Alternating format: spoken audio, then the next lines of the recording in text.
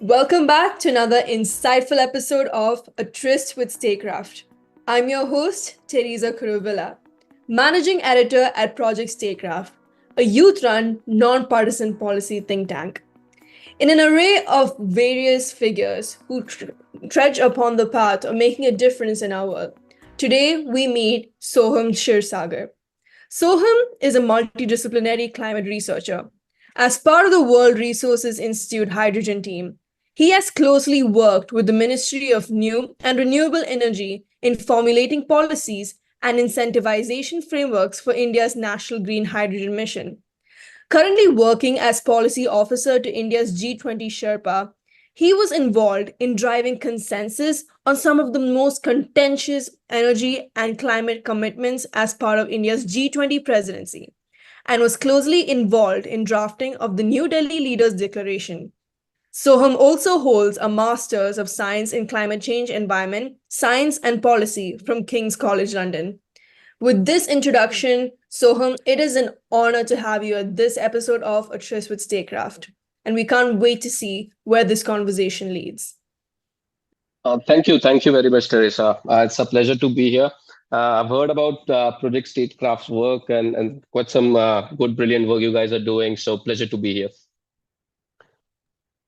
Thanks again for joining Thanks. us. So, without further ado, let's get started on this exciting episode. So, given your most recent engagement with the Office of the G20 Sherpa, I think we will kind of get started with the interview on that. Could you tell us about what kind of capacity you were involved in and what kind of early career experiences prepared you to this role in the G20 Sherpa office? And what exactly was your area of research and the outputs at the end of this tenure? Sure. I'll just start from the beginning. Post my master's at King's, I was involved in the green hydrogen work back in the UK. Post that, luckily, I got an opportunity at WRI India, and just in the matter of 6 months, I was working on the National Green Hydrogen Mission. On that topic, we worked from the conceptualization of the mission to the budgetary allocation, and from the scratch, it was core policy work which I was part of. Uh, Based on that experience and kind of the work we have been doing as an organization with the G20 Sherpa, I got my opportunity to work at the Sherpa's office with Mr. Amitabh Kant. And in terms of the work I did, it involved anything and everything that was part of climate and energy discussions, from starting setting of the priorities of the G20 countries, making sure those priorities align with with the developing countries, because that was the sort of the core pillar of India's G20 presidency, the pushing out of priorities of the global south and the developing countries from all the perspectives, but more importantly, from a climate, energy, and climate finance perspective. So I was involved from conceptualization of those priorities to, the getting into the consensus language, identifying country positions, and the end of all of that was, getting the New Delhi Leaders Declaration out with full consensus from all the 20 countries, and we had one of the biggest sections in the New Delhi Leaders Declaration is the Green Development Pact, and I was lucky to be part of drafting all of that with my team at the secretariat. Whoa, so that's truly the start we need to this episode. You've given us quite the insight of how much you were directly involved with this very, very serious project. So, delving more into that, apart from yourself, did you see youth engagement firsthand influencing climate policy decisions? I mean, it's a very intricate topic once you think about it, and you see more youth are driven towards it, considering at the end of the day, it is us, the youth, who are going to face the aftermath of the climate decisions that we make in this generation. Now, given you were one of the younger faces in this team, what specific roles or contributions were expected from you? And did you see any successful intergenerational collaborations? Maybe share an instance of such? Yeah, sure. I mean, young people did play a huge part. I think the Sherpas team, he himself, trying to he likes to work with younger people as we bring very non-conventional, challenging status quo sort of ideas to the table. And from the beginning, there was a green light for us to think outside the box, bring in fresher ideas. And, we had all the freedom to, write the draft, the declaration, the way we think is suitable. Like, I think that's also credit to the seniors I had in the team, including the G20 Sherpa, who, gave us that freedom to think outside the box. And yes, there was a lot of intergenerational collaboration. We worked with joint secretaries, additional secretaries, Sherpa himself, and the message was very clear: just challenge the status quo. We don't have to, think about how other countries have written declarations in the past and really align ourselves to that. And it's very clear in the G20 New Delhi Leaders Declaration. If you look at past declarations from any year you take and you compare it to New Delhi Leaders Declaration, you can clearly see the difference. I think the message was very clear: be gutsy, be direct, be ambitious, be sharp and to the point in the declaration. If it would have been, again, someone who's not as younger as our team was, maybe the declaration would have been big, chunky paragraphs talking about a lot of different things, but no action in the end. So I think it was mostly the young people who drove that document drafting and priority setting situation. And I think it was our seniors and the Sherpa himself who directly gave us that freedom, which allowed us to, think outside the box and be really gutsy with the declaration. Our declaration is very much about we'll do one, two, three, four things. In the next section, we'll do one, two, three, four things. Look at all the past G20 declarations, the big chunks of paragraphs, which really don't talk much about actions. And I think that actionable flavor to the declaration was only possible because very young people were working on the declaration from the start to the end of it. So yeah, a lot of younger minds behind the entire G20 process. Well, it gives us all the more pleasure to have you here at Tryst with Statecraft, because that really does align with our mission here at Project Statecraft of involving youth, and knowing that so many young minds have put in that much of effort into this project gives us all the more relief as we look forward to the impact that climate change has upon us. Now, I'm coming more into the role you had at WRI and your specialization in energy transition. You seem to be an advocate for hydrogen as a potential future fuel.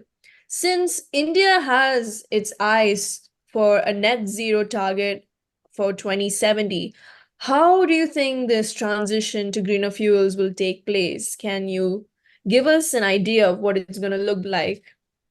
Sure. I mean, I'll break this question down into three key sort of areas. Firstly, it's why hydrogen, then it's how hydrogen, and then it's where hydrogen. Because there's a lot of confusion, not just in the policy circles, but even in the industries when it comes to the future of green hydrogen.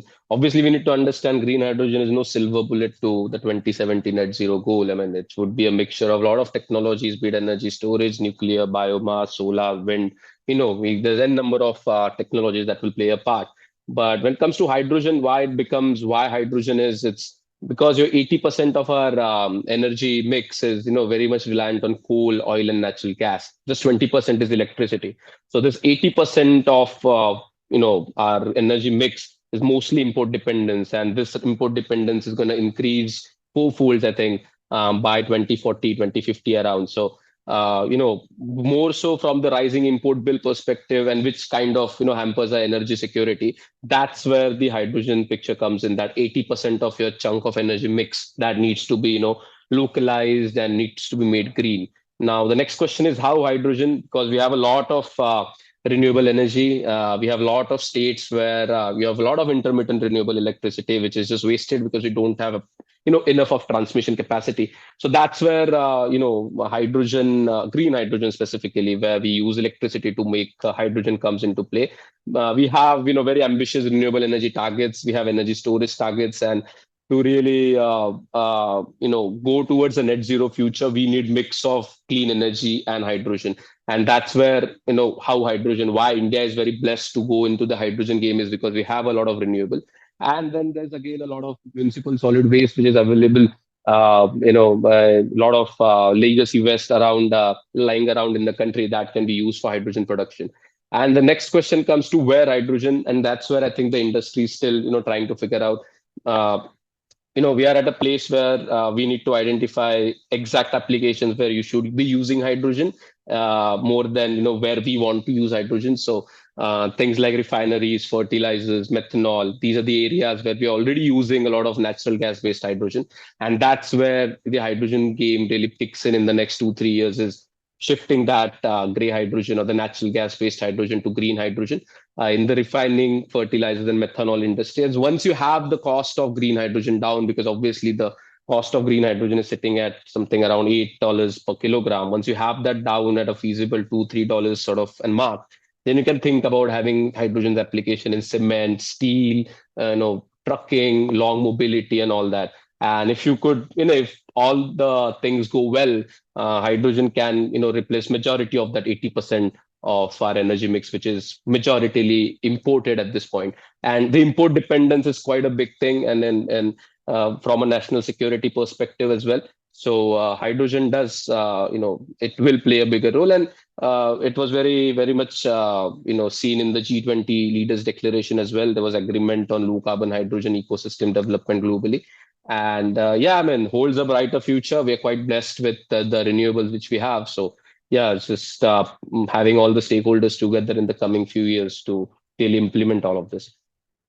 So if you think about it, we're already halfway there. I mean, we're in a country that's blessed with the renewable sources we need in abundance. So Mhm. it's all just about the concoction and formulation of the right policies.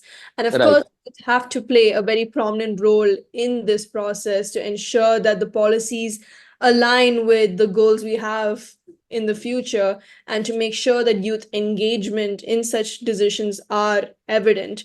right. Now, in the course of energy transition, I think our young audience would be concerned about how exactly they can position themselves to take advantages of these opportunities that you've been given, and drive the future to this future that you've proposed of green hydrogen. Can you shed some light on the same?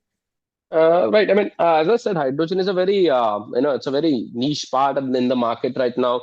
Most of the focus, even if to go green hydrogen way, you need a lot of, renewable energy. So we need to, think broadly about building a robust knowledge economy broadly around the topics of climate and clean energy, which is, currently missing in the country. And a lot of young people are getting into it, no doubt, but to a larger extent, that is still missing. I mean, early 2000s, you had a lot of people, getting into the private sector. A lot of young folks wanted to get into the private sector and work there. Last 10 years, we have seen that shift. People wanting to be entrepreneurs, open their own startups, etc. And the next 10 years, young people should really focus on becoming ecopreneurs, if that's at all a possibility. Commercially speaking, climate change, clean energy, environmental services would be a big time thing. So, young people should really think about getting into a cleaner sort of eco-pruner sort of rules, which a lot of companies are doing right now. You see Blue Smart, you have Ola, you have Log9, you have Soham Clean Tech. All of these were startups started from just a normal idea, just few young people sitting in a room and just thinking about doing something crazy, and they did deliver, and they're doing quite good.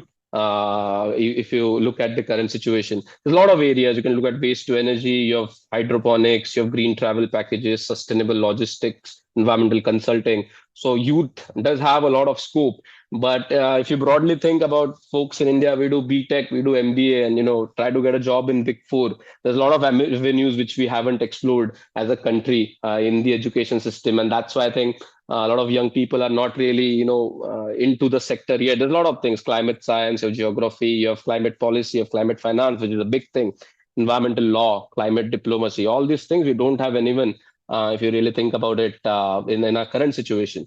Now, even from the G20 perspective, when we were during the negotiations, we can see Americans and Europeans having a lot of firepower in them. They have climate lawyers, they have people who have been doing climate diplomacy for like last 20, 30 years. And then we look at our situation, we don't have such people. And I think that's where the opportunity for younger people lie. And if people, if young folks want to tap this, I think this is the most opportune time, because we are still at an early stage, and we can do this. And it's not about just you have to be very technical to be getting into the climate sector. No, I mean, I think even if you have done, let's say, a bachelor's of arts in history, you can think about how climate change is historically, been like the reasoning for the climate change comes coming from the developed world. Now, developing countries are suffering the consequences. A lot of people who have a history background can also, come into climate change.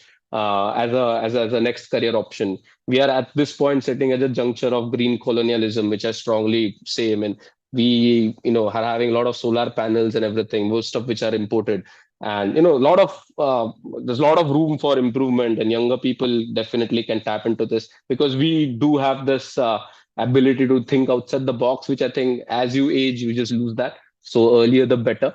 Luckily for me, that did happen. I got into the sector very early, so I climbed up the career ladder in the sector very quickly. But again, it becomes a problem because I have a master's from King's College in the United Kingdom. You have climate issue to deal with. You have a lot of money to support that climate issue as well.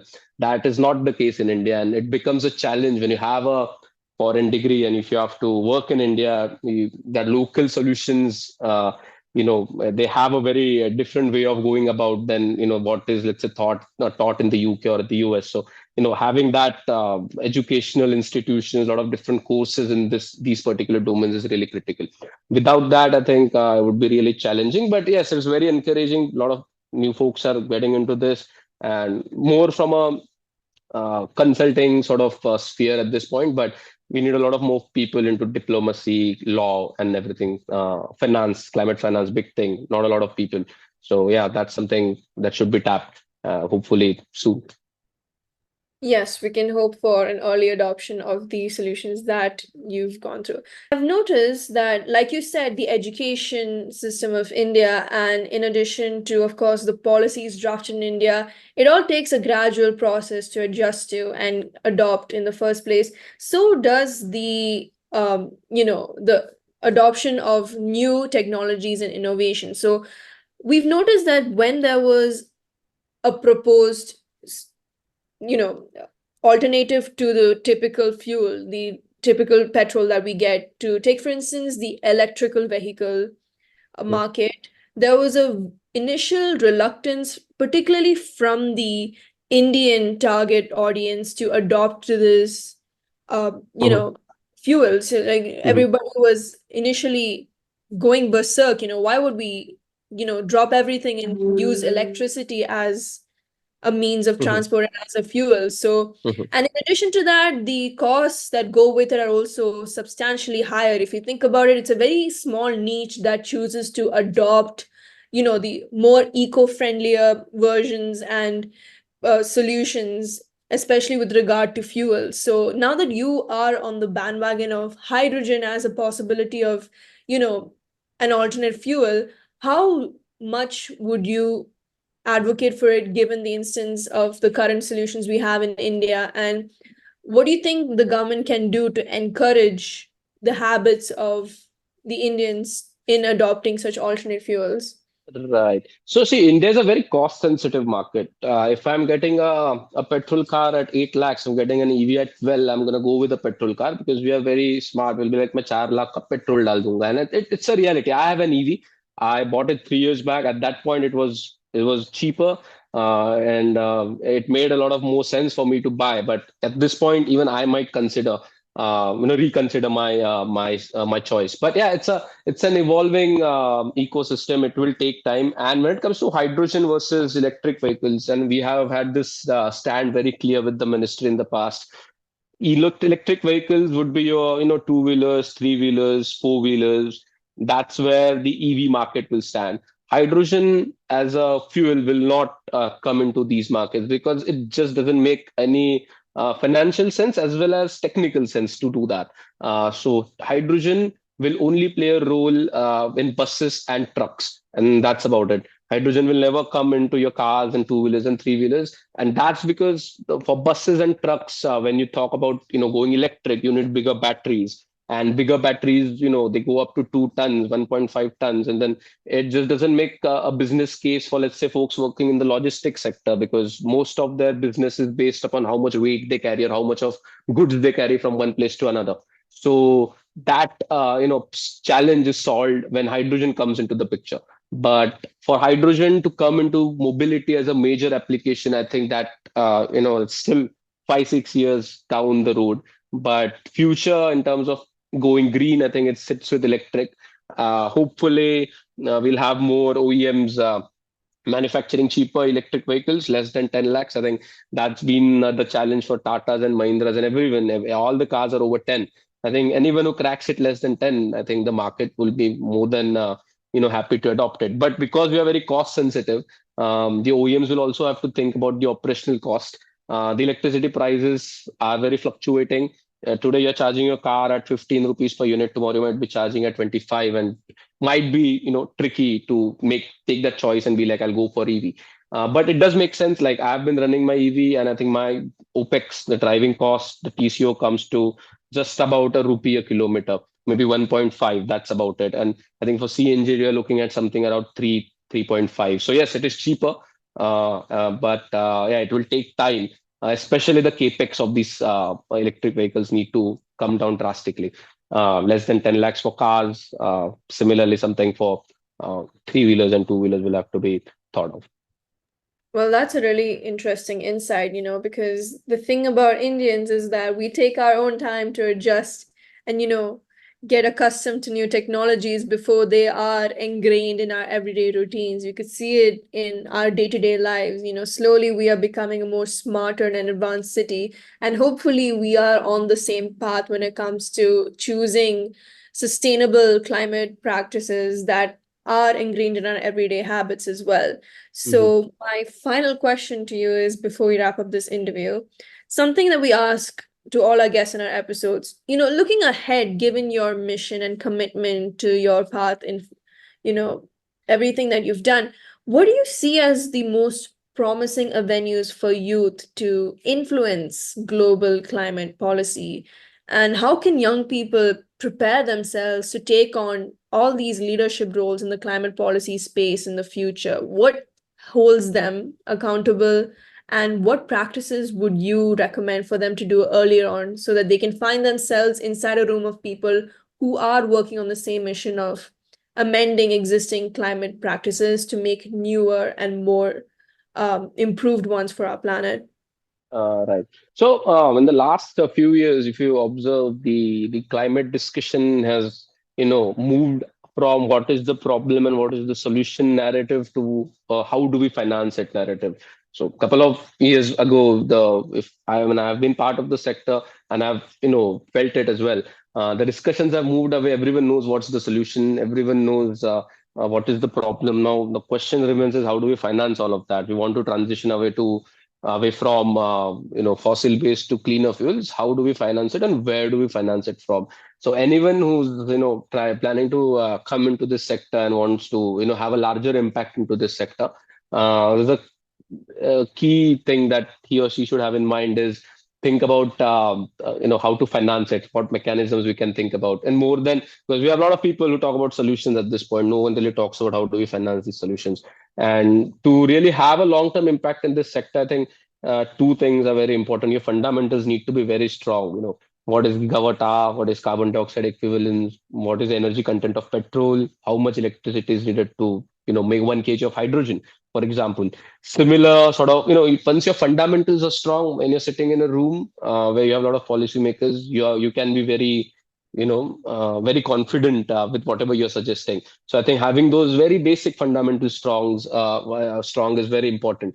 And another end, which I suggested, having really that climate lens on, where you think about, okay, good solution, we have people to do it, how do we finance this? Once we have that understanding in the younger people who are getting into this sector, I think they can do wonders, because climate finance has been a big thing. I mean, we fought and we negotiated so much in the G20 leaders summit. I mean, uh, countries, developed world want you to want developing countries to have greater commitments in terms of climate. And then there is developing countries who don't have money to make those commitments, and then there's a ask for money from the developing world. So yeah, I mean, looking at what sort of mechanisms can you go for PPPs, sorry, PPAs? Can you go for blended financing? Can you go for bonds? There's a lot of different mechanisms that a lot of different small island developing states are practicing and implementing. So there's that shift is happening, and I think younger people should have this fundamental strong and have this lens of how do we finance it. If we can do that, I think If anyone can do that, then yeah, they'll be very much successful in this sector. And I think having that, if anyone who's in, a lot of younger people are nowadays entrepreneurs, just think about how you can be ecopreneurs. I think that will go a longer way. There's a lot of commercial opportunities in this sector, and a lot of them are very much untapped at this point. You just look at how much waste we generate and how much is, treated. That will give you the idea as to how much of opportunities exist. So yeah, I think just fundamentals and financial mechanisms. If those are strong, then I think you can do wonders in policy making. And globally, I think, yeah, I mean, we need to have more climate diplomats. We need to have more environmental lawyers. Just we have a lot of technical folks now. We need a lot of other supporting sort of pillars to drive this change forward. Well, that gives us all the hope we need. We are in the process of slowly realizing that at the end of the day, it is us youth who will have to face the consequences of our actions. So, given that you've been so predominantly involved in these discussions of alternating the existing fuels, and given your commitments, take for instance at the G20 Sherpa, it gives us all the more hope that youth will definitely be a driving force in future policies. On that hopeful note, Yep. we come to the end of another episode of A Tryst with Statecraft. Soham, it was an absolute honor to have you at this episode, and I can't wait to see what you do next. We are so excited here at Project Statecraft to see what exactly you have in store with regard to alternate fuel solutions and the mission that lies ahead with regard to incorporating more climate friendly practices in our everyday routine. So thank you so much for that, Soham. Thank you, Teresa. Thank you. It was my pleasure to be here, and I look forward to collaborating with Project Statecraft in the future. Thank you. The pleasure is all mine. And with that, we come to the end of another episode of A Tryst with Statecraft. I'm your host, Teresa Kuruvilla, signing off.